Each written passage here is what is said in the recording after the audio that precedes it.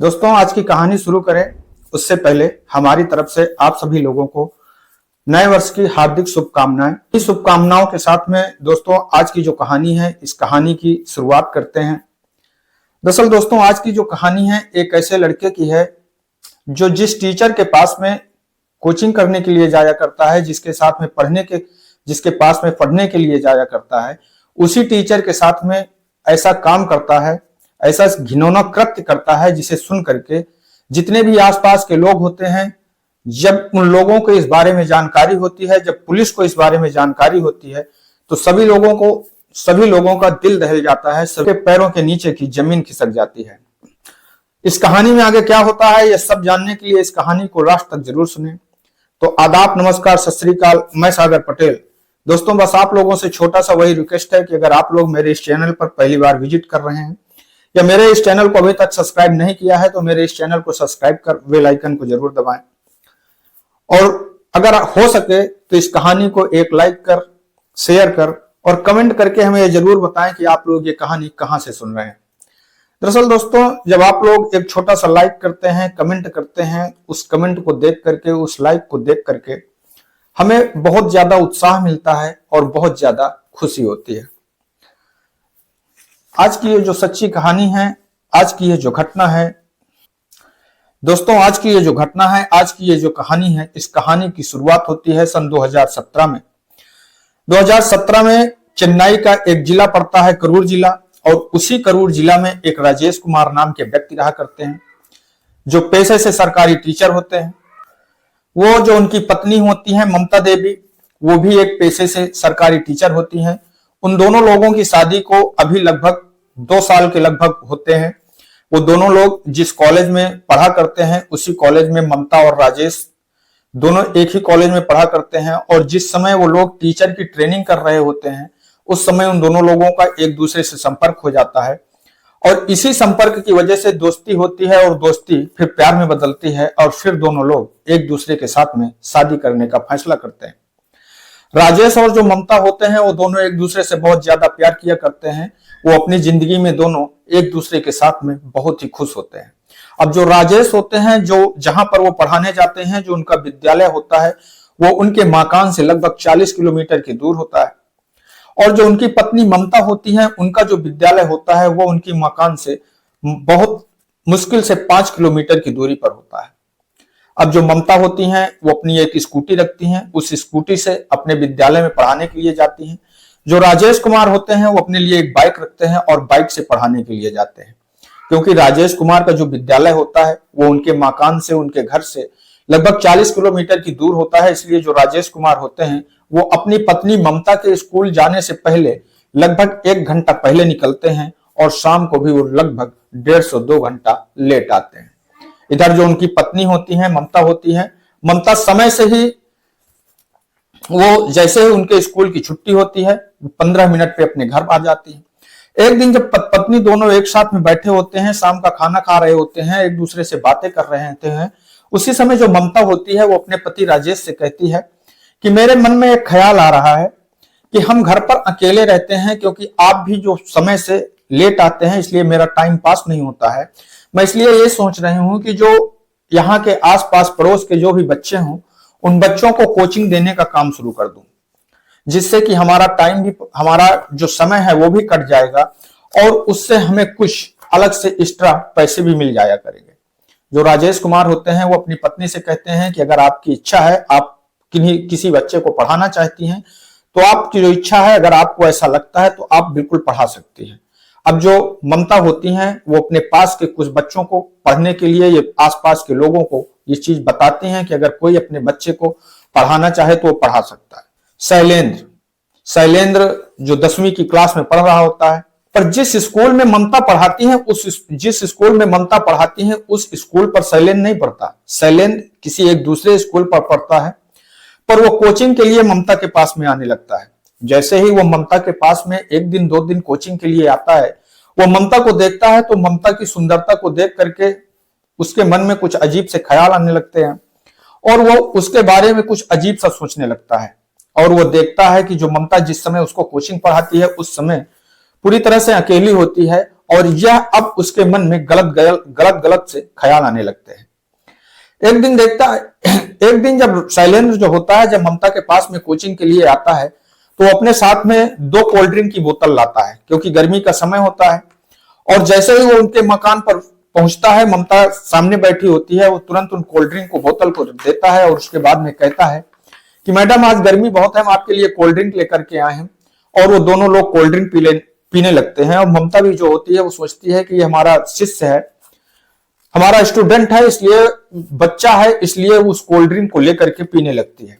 पर ममता को यह नहीं पता होता है कि आखिरकार इस कोल्ड ड्रिंक के अंदर ऐसा क्या है। जैसे ही ममता उस कोल्ड ड्रिंक को पीती है, ममता को थोड़ी देर में चक्कर से आने लगते हैं और वो बेहोश सी होने लगती है। अब उसके शरीर पर उसका कोई काबू नहीं होता है। जब शैलेंद्र जो होता है वो देखता है कि यह ममता पूरी तरह से अपने काबू पर नहीं है, वो तुरंत ममता को उठा करके उसके बेडरूम में ले जाता है और बेडरूम में ले जाने के बाद में उसके साथ में शारीरिक संबंध बनाता है। जैसे वो शारीरिक संबंध बनाता है और जिस समय वो शारीरिक संबंध बनाता है उसी समय वो ममता का वीडियो भी बना लेता है। अब और उसके बाद में वो चुपचाप अपने घर चला जाता है। उसके जाने के 1 घंटे के बाद में जो ममता होती है उसे होश आता है और वो अपने आप को देखती है। तो वो देखती है, वो समझती है कि उसके साथ में जरूर कुछ ना कुछ गलत हुआ है, पर उसे अब वो सोचती है कि इस बात को मैं अपने पति से बताऊं या ना बताऊं।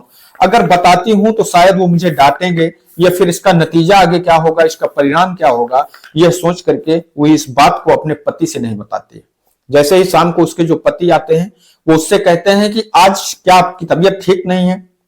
उसकी हालत को देख करके तो जो ममता होती है वो कहती है कि नहीं, ऐसी कोई बात नहीं है, बस थोड़ा सा सर दर्द था, इसलिए हम अभी तक लेटे हुए थे। अब जो राजेश होता है वो सोचता है कि चलिए ठीक है, कोई बात नहीं है, ये तो नॉर्मल बात होती है। अगले दिन ममता उस शैलेंद्र का इंतजार करने लगती है। उसके दिमाग में यह होता है कि शैलेंद्र कल जरूर कोचिंग पढ़ने के लिए आएगा और जब वो कोचिंग पढ़ने के लिए आएगा तो हम इस बात के लिए उसे दंडित जरूर करेंगे। पर जैसे ही शैलेंद्र अगले दिन ममता के यहाँ कोचिंग पढ़ने के लिए आता है, ममता शैलेंद्र का बड़ी बेसब्री से इंतजार कर रही होती है। और जैसे ही वो अंदर आता है उसी समय ममता जो होती है उसके ऊपर चीखने लगती है और उससे कहती है कि तुम्हारी ऐसी हिम्मत कैसे हुई। और वो टीचर की हैसियत से शैलेंद्र के गाल पर एक तमाचा मार देती है। पर जो शैलेंद्र होता है वो एक बहुत ही बिगड़ाई किस्म का लड़का होता है। वो तुरंत अपना मोबाइल निकालता है और मोबाइल निकालने के बाद में उस मैडम से कहता है कि आप मैडम उड़िए मत ज्यादा। जैसे ही वो ये शब्द कहता है, ये सुन करके जो ममता होती है वो चौंक जाती है और दिखाता है, कहता है कि आप थोड़ा सा ये जो मेरा मोबाइल है इस मोबाइल को देख लीजिए। जैसे ही वो देखती है उस मोबाइल पर ममता की वीडियो चल रही होती है, वो नग्न तस्वीरें चल रही होती हैं, जिनको देख करके जो ममता होती है वो पूरी तरह से सोचने लगती है। उसका जो दिमाग है वो काम करना बंद कर देता है और वो तुरंत हाथ जोड़ करके उससे प्रार्थना करने लगती है, उससे गिड़गिड़ाने लगती है कि देखिए जो आपने जो हमारे साथ में किया सो किया, इस बात को मैं कभी किसी से बताऊंगी नहीं, पर आप जो वीडियो है इसको डिलीट कर दीजिए। तब जो शैलेंद्र होता है वो कहता है कि वीडियो तो मैं आपकी डिलीट कर दूंगा, पर उसके लिए जिस तरीके मैं आपसे कहता हूं उस तरीके आपको मेरे साथ में संबंध बनाने होंगे। अब जो ममता होती है वो मजबूर होती है, क्योंकि उसे यह लगता है कि आखिरकार ये बात अगर इस समाज को पता चलती है, उसके पति को पता चलती है, तो शायद जो उसका घर है वो पूरी तरह से बर्बाद हो जाएगा। इस डर की वजह से वो शैलेंद्र के साथ में जैसा शैलेंद्र कहता है उसके साथ में उस तरीके से संबंध बनाती है। अब 1 दिन 2 दिन हर दिन जो शैलेंद्र होता है जब भी कोचिंग पढ़ने के बहाने उसके घर पर आता है, ममता अकेली होती है। हर रोज वो उसके साथ में गलत तरीके से संबंध बनाता है और उसको वीडियो दिखा करके धमकाता है। अब जो ममता होती है, जैसे ही 6-7 दिन का जो समय होता है वो समय बीतता है, ममता उससे रोज ये बात कहती है कि देखिए अब जिस तरीके आपने हमसे कहा, हमने आपको उस तरीके से साथ दिया, आपके साथ मैंने उस तरीके से संबंध बनाए, बस मैं आपसे एक छोटा सा रिक्वेस्ट करती हूँ कि अब आप इन वीडियो को डिलीट कर दीजिए। पर जो शैलेंद्र होता है वो बहुत ही दुष्ट किस्म का व्यक्ति होता है और वो 16 साल का लड़का अपने आप में पूरा हैवान बन चुका होता है। वो एक दिन ममता से कहता है कि आपको 15 अक्टूबर 2017 को 15 अक्टूबर 2017 का समय होता है, जिस समय जो ममता ममता स्कूल से आ चुकी होती है, उसके पति जो होते हैं वो स्कूल पर होते हैं। वो ममता से कहता है कि आज मैं आपके सारे वीडियो डिलीट कर दूंगा, बस मेरी एक इच्छा है कि आप मेरे साथ एक बार जहां पर मैं कहता हूं वहां पर आप चलिए, और उसके बाद में मैं आपके वीडियो डिलीट कर दूंगा। अब जो ममता होती है वो उस लड़के की बातों में आ जाती है, शैलेंद्र की बातों में आ जाती है।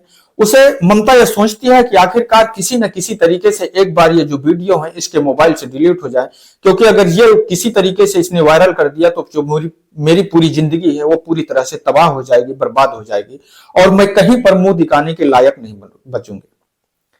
अब जो शैलेंद्र होता है वो ममता को अपने साथ में एक जगह, ऐसी जगह पर ले जाता है।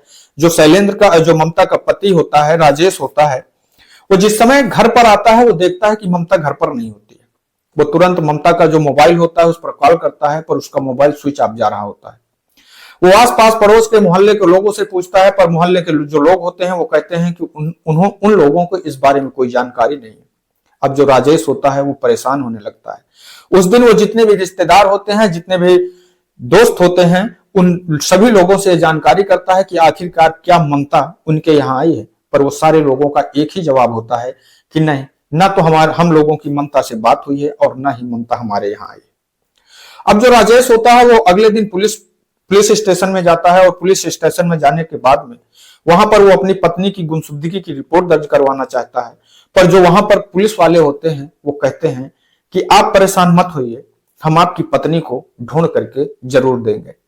पर शायद अब वो लोग भी ये समझ चुके होते हैं कि शायद जो पत्नी है, राजेश कुमार की पत्नी है, ममता है, उसका मिलना नामुमकिन है और मुश्किल है। अब पुलिस बहुत प्रयास करती है, बहुत कोशिश करती है, पर जो ममता देवी होती है उनका कोई पता नहीं लगता है।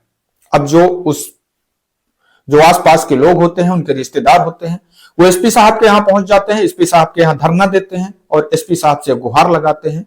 तब एसपी साहब इस केस को हैंडल करते हैं, और जो थाना होता है उस थाने पर ये जोर देते हैं कि आखिरकार इस केस को जल्द से जल्द सॉल्व किया जाए। पुलिस अपनी पूरी ताकत लगा करके इस केस को सॉल्व करना चाहती है, पर पुलिस के हाथ में ऐसा कोई सुराग, ऐसा कोई क्लू नहीं लगता जिससे पुलिस ममता के कातिलों तक, ममता तक पहुंच सके। पर दोस्तों, कहते हैं कि पुलिस के हाथ बड़े लंबे होते हैं, किसी भी गलत काम को कर करके कभी भी बचा नहीं जा सकता है। ऊपर वाले के घर में देर है पर अंधेर नहीं होती है। उस जो करूर जिला होता है जहां पर ममता का मकान होता है, ममता के मकान से लगभग 60 किलोमीटर की दूरी पर खेतों में एक मकान बना होता है, और उस मकान के बगल में एक बाग पड़ी होती है, और वो बाग बहुत बड़ी होती है। उस बाग के अंदर बहुत कम ही लोग जाया करते हैं।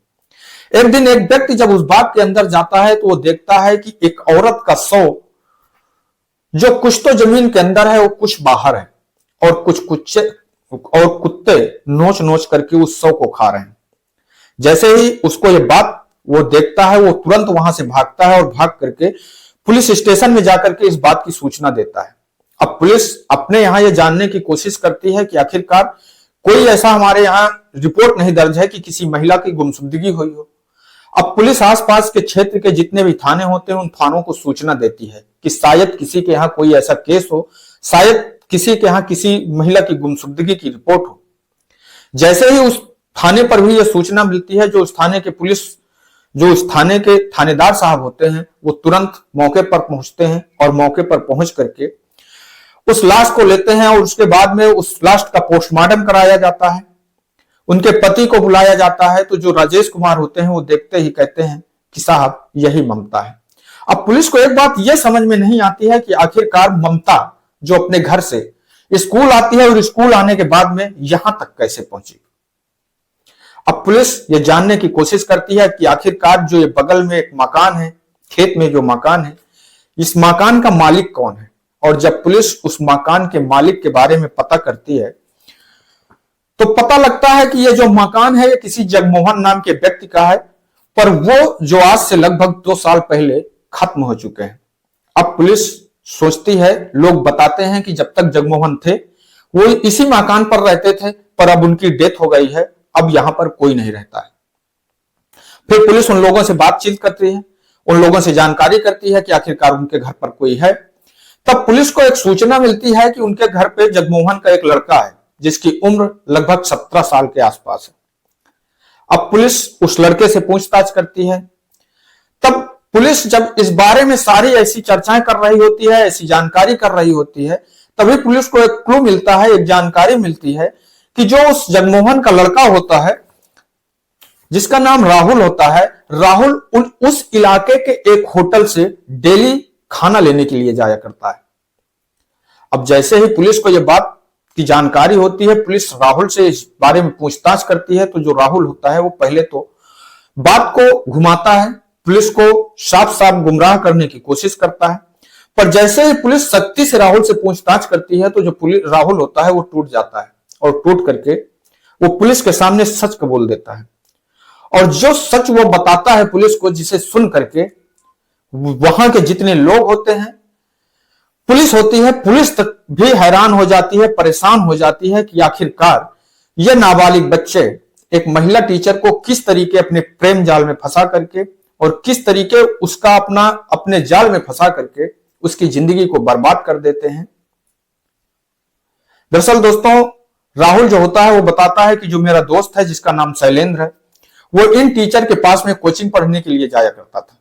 एक दिन वो इन टीचर को कोल्ड ड्रिंक पिलाता है, कोल्ड ड्रिंक में नशीली दवाई पिलाता है और जब उसके बाद में वो इनका बलात्कार करता है, इनके वीडियो बनाता है और फिर उस वीडियो को वायरल करने की धमकी दे करके इनको ब्लैकमेल करता है और वो इनके साथ में हर दिन संबंध बनाता था। उसके बाद में एक दिन हम जब लोग होते हैं, हम लोगों से बताता है, हम लोग कहते हैं कि आखिरकार हम लोग भी कभी उस चीज का मजा लेना चाहते हैं। तब जो शैलेंद्र होता है वो कहता है कि अगर आप लोगों की इच्छा है तो हम आप लोगों को भी एक बार मिलवाएंगे। शैलेंद्र उस ममता को बहाने से लेकर के उसके वीडियो की धमकी देकर के उसको वहां तक ले जाता है और उसके बाद में वो वहां उस मकान के अंदर ममता को बंदी बना लेते हैं, उसके हाथ पैरों को बांध देते हैं और वो 4 दोस्त होते हैं और चारों मिल करके ममता के साथ में बारी बारी से बलात्कार करते हैं, संबंध बनाते हैं।